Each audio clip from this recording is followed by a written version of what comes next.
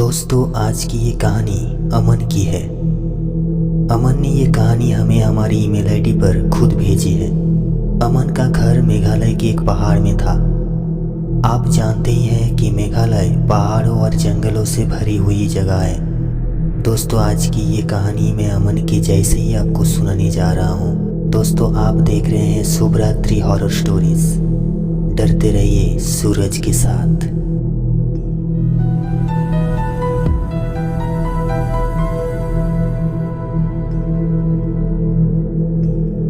नमस्कार, मेरा नाम अमन है। मैं मेघालय के एक गांव में रहता था।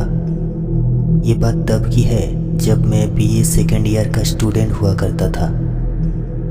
एक दिन मैंने और मेरे दोस्तों ने मिलकर कहीं घूमने जाने का प्लान बनाया, क्योंकि खाली बैठे बैठे हम बोर हो चुके थे।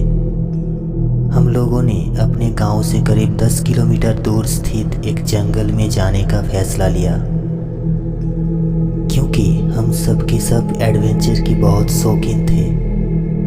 हम घर से एक साथ निकलते हैं और घर पर बता देते हैं कि हम कहीं घूमने जा रहे हैं, रात तक आ जाएंगे। मेरे साथ मेरे 3 दोस्त लिकेश, राकेश और विकास थे। हम करीब 4 बजे जंगल तक पहुंच जाते हैं। दिन के उजाले में भी पेड़ों की वजह से बहुत घना अंधेरा था उस समय। हम उस जंगल में चलते चले गए और हमें अंदर एक पुराना सा मंदिर दिखाई देता है। हम उस मंदिर के पास रुक जाते हैं। मंदिर में एक बहुत ही पुरानी मूर्ति थी। हम अंदर गए। हमने वहाँ प्रदर्शन किया, लेकिन वहाँ पर कोई इंसान नहीं था। वहीं बाहर बैठ कर के हम बातें करने लगे। बात करते करते हमें ये नहीं पता चला कि कब शाम हो चुकी है। शाम के लगभग 7:30 बज चुके थे। जंगल में अंधेरा अपनी चरम सीमा पर पहुंच गया था। लिकेश ने अपना फ़ोन निकाला और उसकी टॉर्च जलाई। हम जैसे ही मंदिर से बाहर निकले, अचानक से ज़ोर से बहुत तेज़ हवा चलने लगी। हवा ऐसी चल रही थी कि जैसे आंधी चल रही हो। थोड़ी देर बाद पानी भी बरसने लगता है। हमने वही मंदिर में थोड़ी देर रुकने का फैसला किया। हमने सोचा आज तो घर पर जमकर डांट पड़ने वाली है। उस सुनसान जंगल में कोई भी नज़र नहीं आ रहा था। केवल जानवरों और सियारों के चिल्लाने की आवाज़ें आ रही थी। लगभग 1 घंटे बाद बरसात थोड़ी कम होती है और हम वहाँ से निकलने का फैसला करते हैं। रात के करीब 8:30 बज चुके थे। अब भी हमें जंगल के अंदर लगभग 4 किलोमीटर चलना था।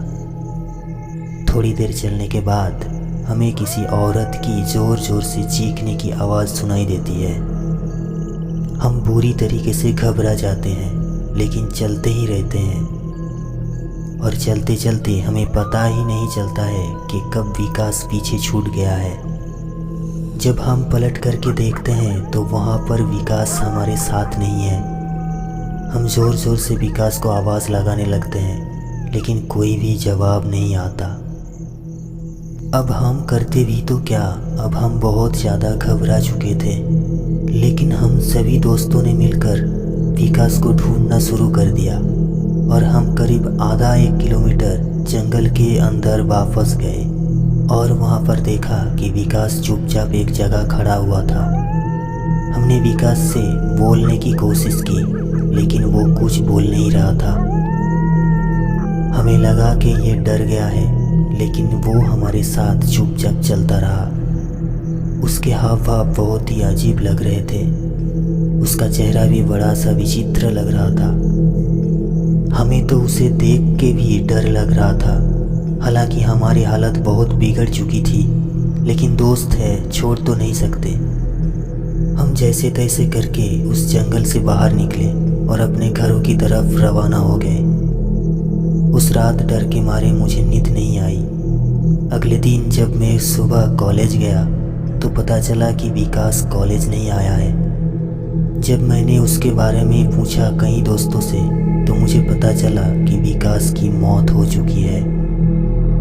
मैं ये सुनकर दंग रह गया और मेरी आंखों में आंसू भर गए। मैं वहाँ से सीधा उसके घर गया। उसके माता पिता के पास रुका तो मैं अपने आप को रुक नहीं पाया। ज़ोर ज़ोर से रोने लगा मैं। जब मैंने उनसे विकास की मौत का कारण पूछा तो उन्होंने बताया कि रात को जब वो घर आया था तो उसे बहुत तेज बुखार था और उसका शरीर लोहे की तरह जल रहा था। और जब हम लोग उसे अस्पताल ले जा रहे थे तो रास्ते में ही उसकी मौत हो जाती है।